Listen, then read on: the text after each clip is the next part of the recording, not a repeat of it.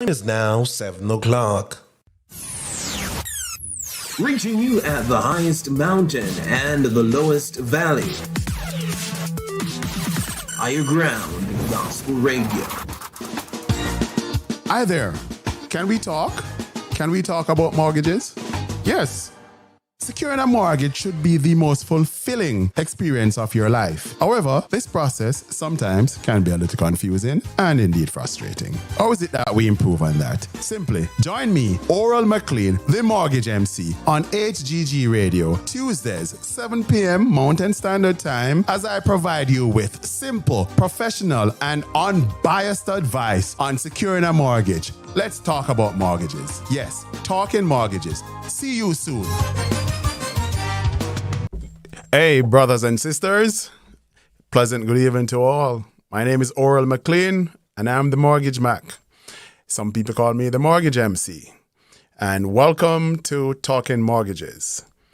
This is episode 2 of what we hope to be many, many episodes until you are all mortgage experts and have gone through the process and done it successfully.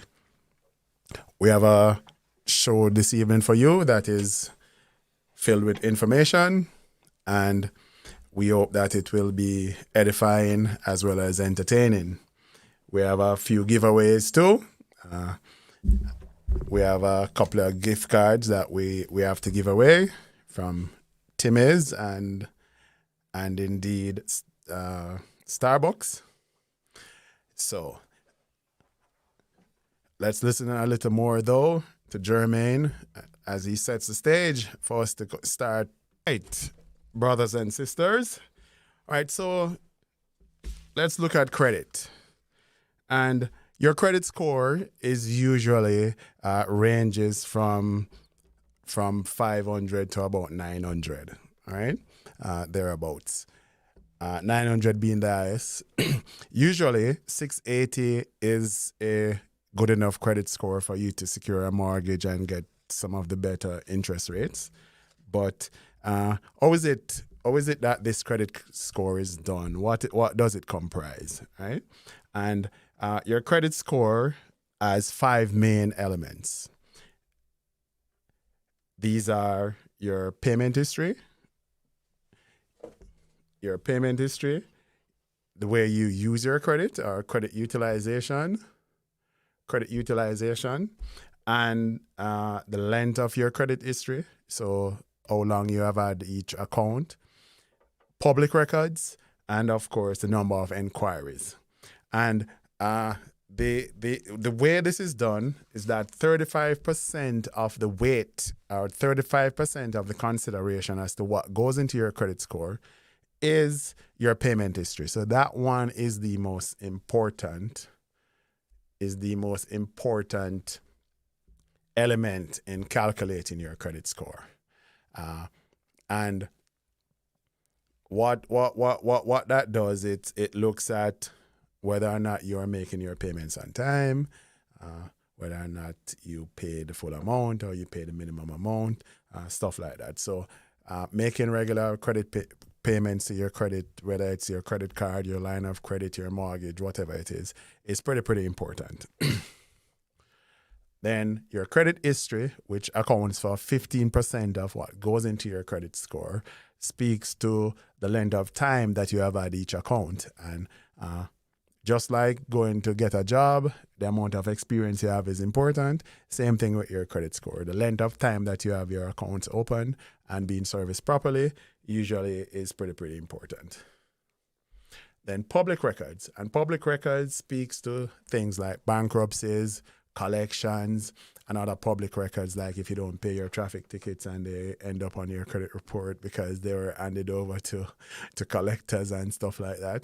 So these are negative items, right? So you really don't want these on your credit because this makes it more difficult for you to get credit. Then inquiries. That accounts for 10% of what goes into your credit score, and the number of inquiries can indeed impact what your credit score looks like.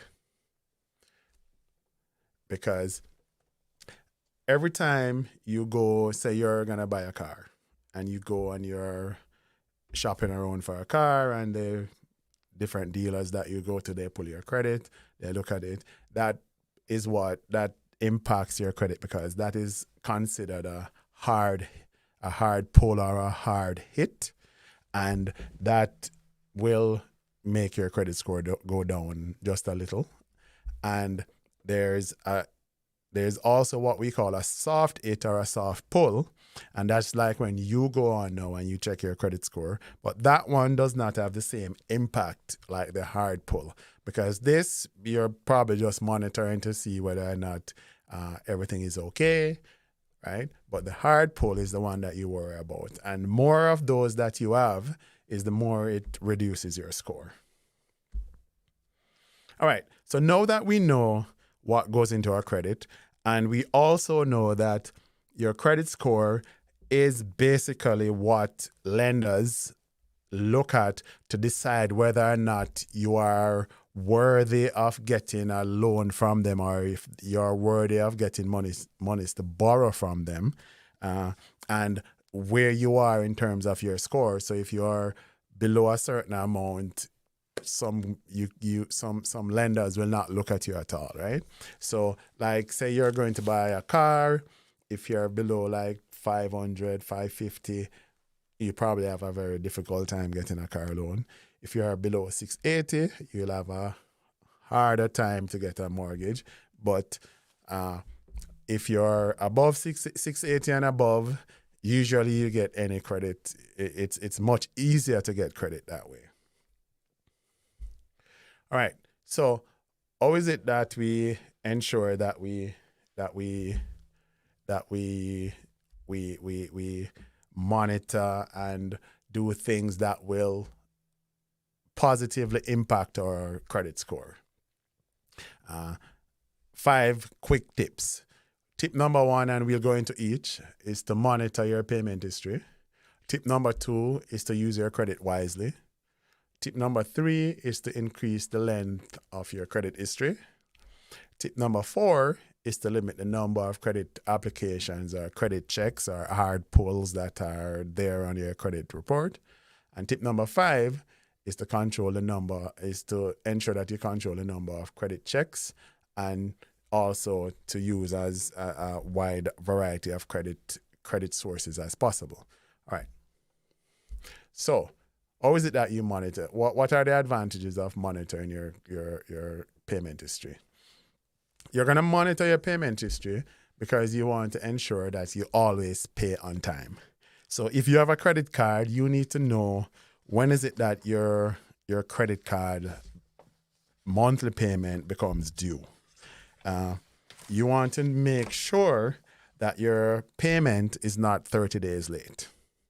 All right? So one of the things that you do, you ensure that you check your statements, and nowadays everybody has their accounts online and it's on your phone, so you can actually check your statements. You can set up notifications that tells you when your statements are available, and then you can check, because one, you want to see what it is your minimum payment that you need to make. Because the mistake that a lot of persons do is that because you're worried about the amount of credit that you have utilized, and you're worried about paying off that huge amount, you overlook what the minimum payment is. Because if you make the minimum payment, what they're saying is that as long as you make this payment, your payment is on time and it's adequate, right?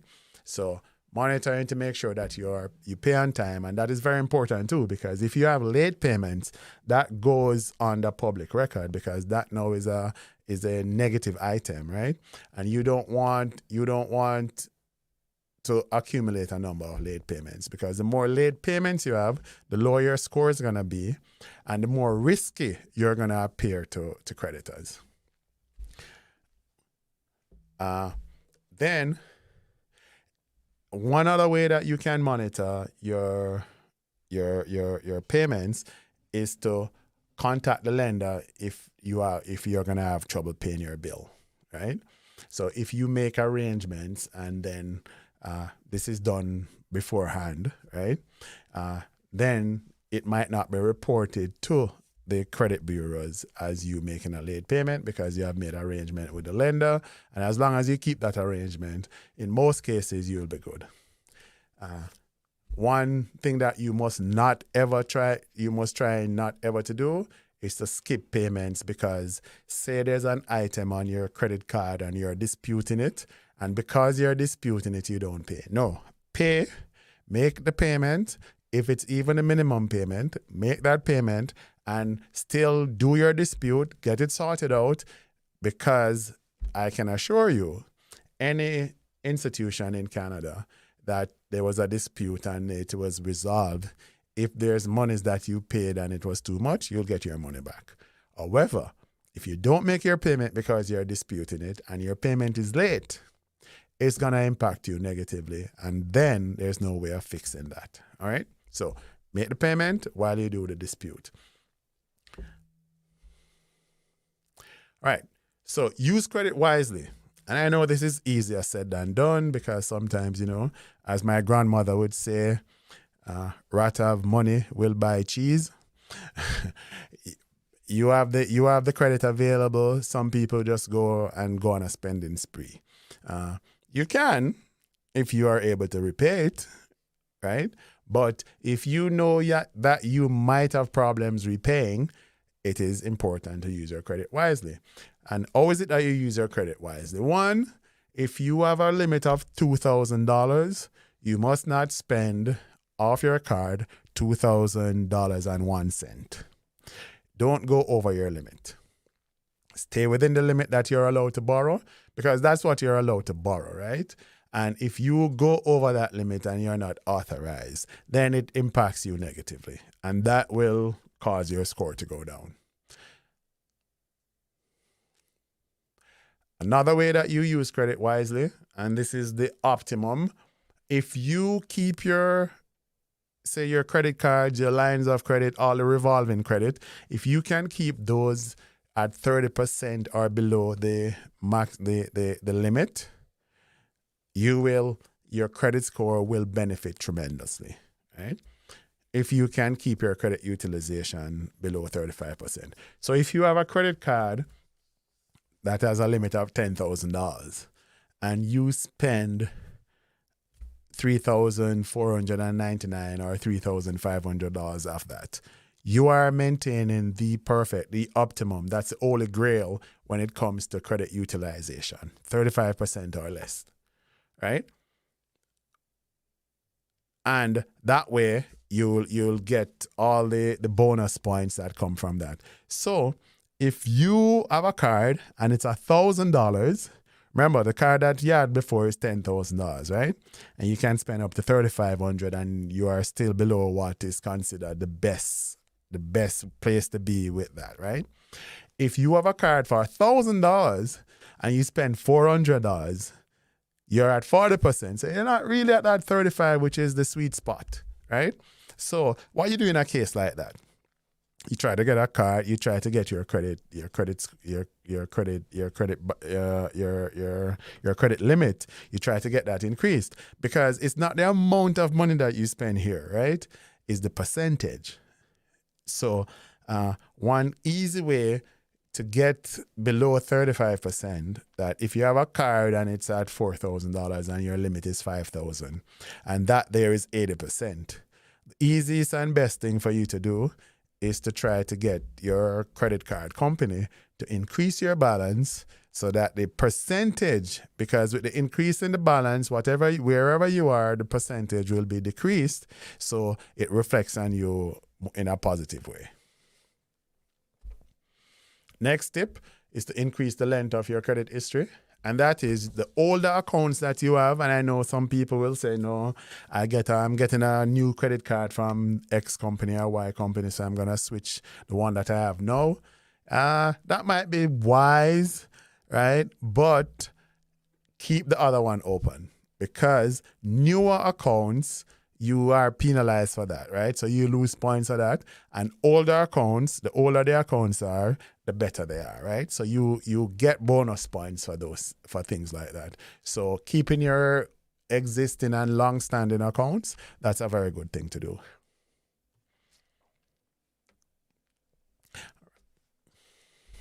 All right. So next tip is to limit the number of credit applications or credit checks or hard pulls that are on your credit report.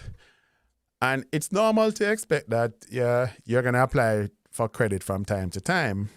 But when lenders look at your credit report and see a lot of credit checks being done, they might think that you are in some sort of financial problem, and so you're desperately rushing out and checking everybody for credit.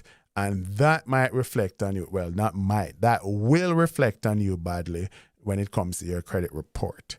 Because if in a 2-month period they see 5, 6, 7 different entities pulling your credit, then they're going to think that, no, something is wrong with this guy. They're having financial problems and they're out there looking for credit in order to bridge the gap.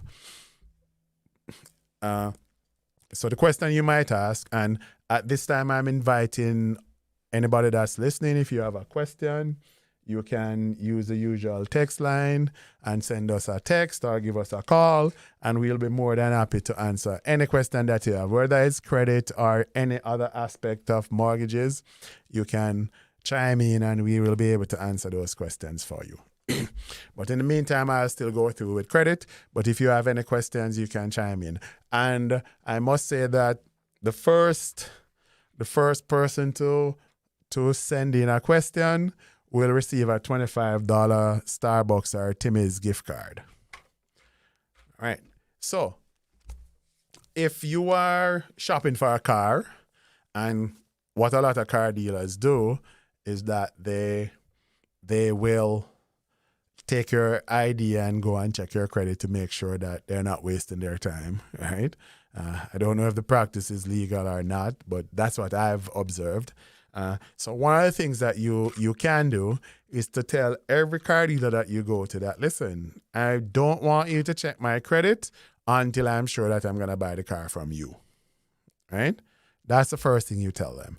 Because if you don't authorize an organization to check your credit and they do so, that's not legal. They have to be authorized by you to check your credit. And giving them your driver's license is almost like giving them authorization, right? But if you explicitly state that, listen, don't check my credit until I tell you to, until I'm sure that I want to buy this car, or until I'm sure that you are the right dealer for me, all right? So that's one of the things that you do.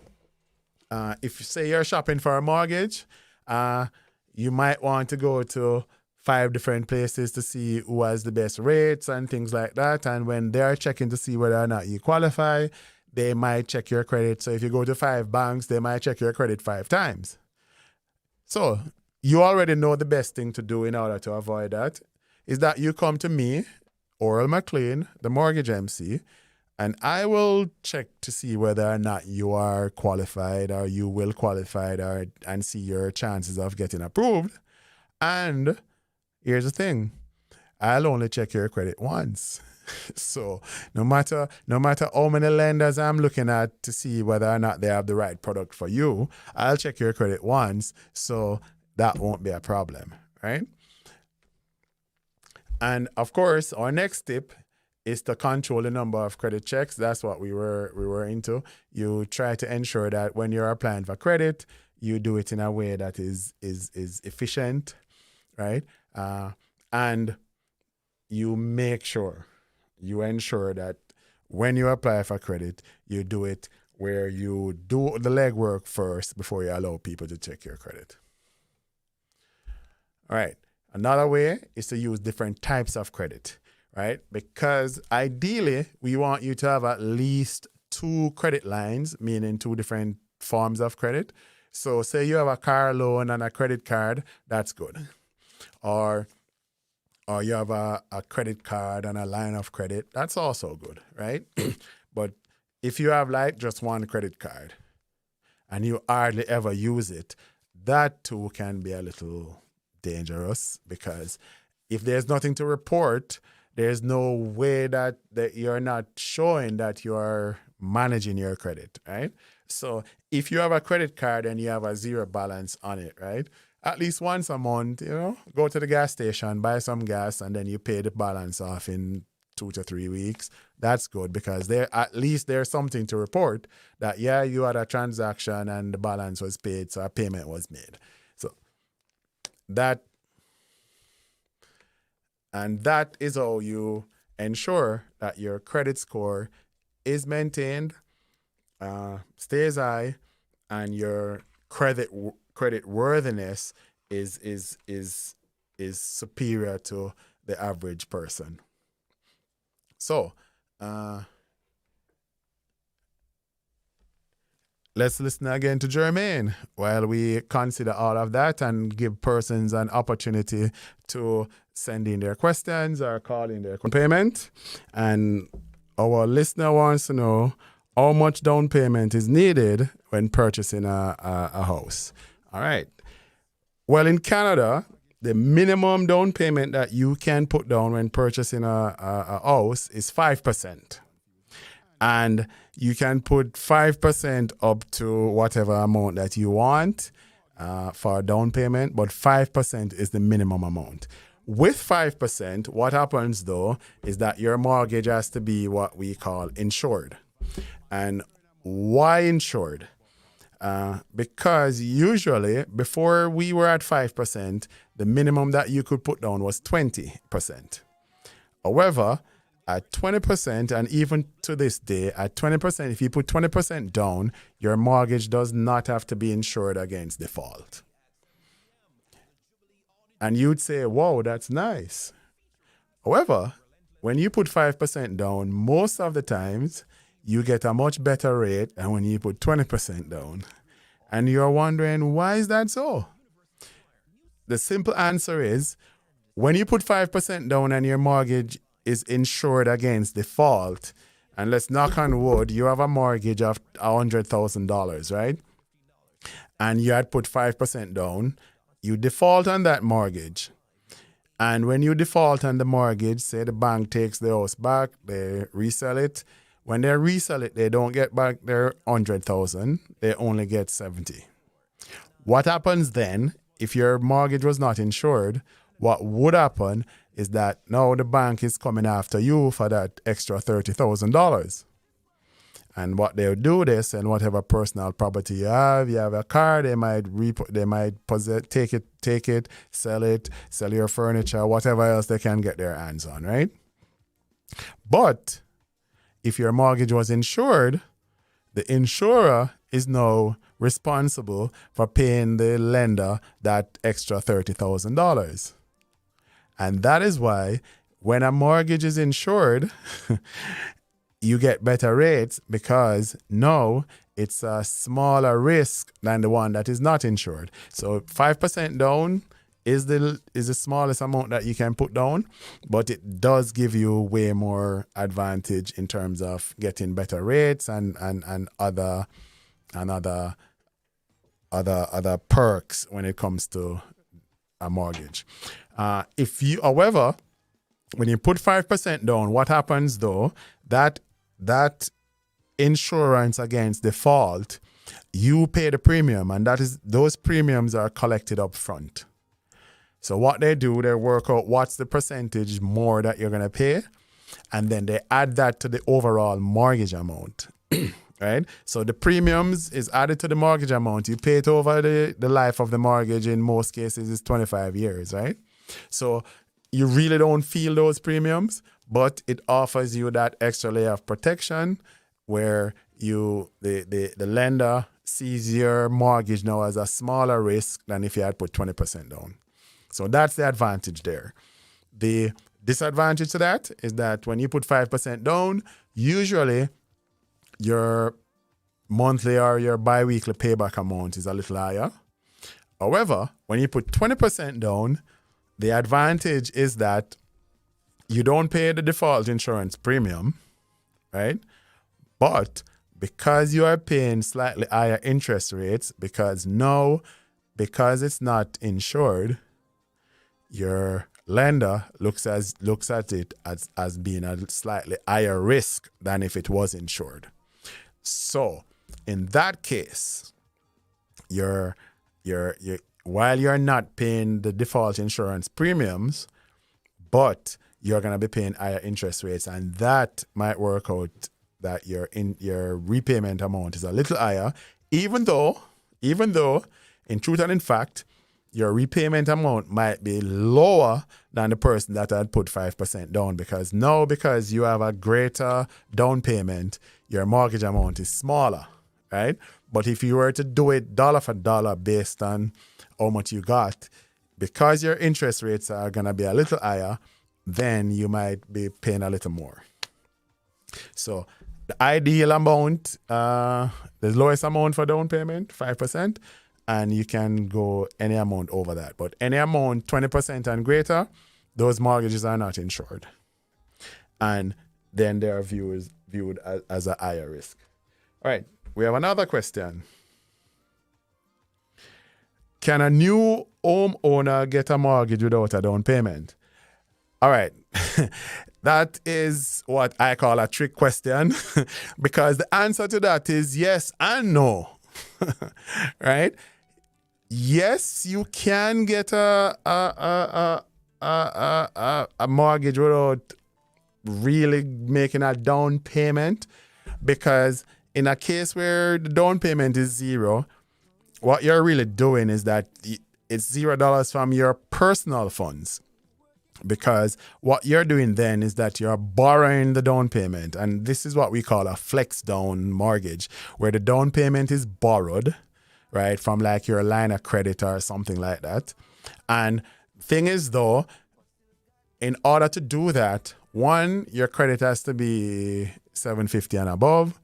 Two, you have to have very, very low debt burden, meaning that your monthly repayment for debt is very, very low, probably in most cases zero, because that now is going to be calculated to see whether or not you qualify. And that calculation as to whether or not you qualify is going to determine whether or not you're going to get the mortgage at all. So yes, you can go without a down payment in theory, because technically you're going to have a down payment because you're really borrowing it. But having a down payment that comes from your pocket or your personal funds, like your savings or your RRSPs or things like that, right? But yeah, you can do it. And no, and when it's no, it's because you probably don't have the requisite credit, the requisite credit score, or you have other obligations in terms of debt repayment that will not allow you to qualify based on the calculations. So it is possible. So if your credit is great and you have very, very low debt repayment, monthly debt repayments, then it is possible. And if you need more information on that, you can set up a time and we can go through that, any of our listeners. Another thing with down payment, as we are on down payment, is that down payment can come from a variety of sources, right? It can come from your savings, like your savings account, your RRSPs, and especially if you're a first-time home buyer, there's an incentive for you to use your RRSPs, because then you won't be penalized for taking the money from it, right? It can also come from a gift. So you can get a gift from immediate family member, and who are classified as immediate family members are mother, father, brothers, and sisters, right? You can get a gift from them, but there's a document that must be signed that states that this is a gift, will not be repaid, and it's coming from whoever it is, and that person signs, and the person also getting the monies will need to sign too. Yeah. And you can also take down payment like from investments. So you might have some money that you have gained in stocks and shares and bonds and things like that. You can take money from that. Or you can take equity from an existing property, right? And you can use the monies that you get to like a refinance of that property to pay as your down payment. Yep. So, very interesting question. Thanks for the questions. Really appreciate it. And our winner for our gift card is Princess. Yeah. Princess is the brave listener who always texts in when we have giveaways. I appreciate you, Princess. Thanks for participating. And thanks for asking those very, very potent and probing questions. All right. So I'm just gonna wrap up this week's show, and I want to say thanks to everybody that tuned in and listened, and the questions that we got. Thanks to my producer, the great Roshane Douglas, and thanks to you. This is Oral Mclean, the Mortgage MC, and that's my 2 cents for this week. Next week, we'll look at another informative and important topic as to how is it that we go about getting a mortgage and getting it successfully in Canada. Thank you for tuning in, and we'll walk together again next week. In the meantime,